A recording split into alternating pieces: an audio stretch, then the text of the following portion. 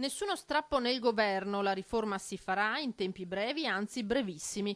Il premier Giuseppe Conte getta nuova acqua sul fuoco e garantisce che l'autonomia sarà presto realtà. Ma tra Lega e 5 Stelle la tensione rimane palpabile e la rabbia per lo stop imposto dai grillini non si placa. Rabbia, guardi, ma sicuramente sì, però non c'è rassegnazione finché ci sono io. Qui si parla di autonomia, non esiste che non si rispettano i veneti, non esiste che si viene meno la parola data, visto e considerato che 2.328.000 veneti hanno celebrato un referendum, ci sono andati e quindi è giusto che arrivi la risposta. Punto e basta, non ho altro da aggiungere. Presidente del Veneto che si attendeva dopo la firma del contratto di governo un iter più spedito per l'autonomia, caposaldo del programma leghista. Sinceramente tutti ci aspettavamo una velocità un po' più diversa, però è pur vero che adesso lo devono portare a casa. Se questo governo non porta avanti l'autonomia vuol dire che tutti abbiamo perso e arriverà qualcun altro che poi la porta avanti, ma io tifo perché sia questo governo, il nostro governo, a fare l'autonomia. Il premier Conte è tornato a mettere l'accento sull'interesse generale da salvaguardare da nord a sud. È un'opportunità che vogliamo offrire alle regioni che lo richiedono, a tutte le regioni,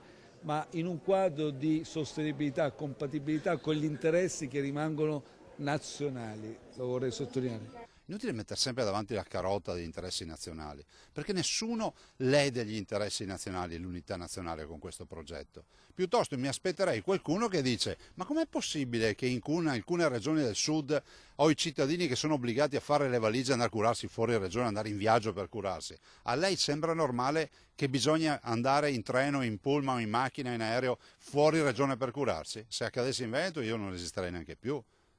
Le sembra normale che i ragazzi del sud abbiano meno possibilità di formarsi nelle scuole rispetto ad altri ragazzi? Che cos'è? Colpa di chi va bene? Se mal comune è mezzo gaudio, io mi chiamo fuori da sta roba. Allora, fatto salvo che l'interesse nazionale è rispettato, dateci l'autonomia.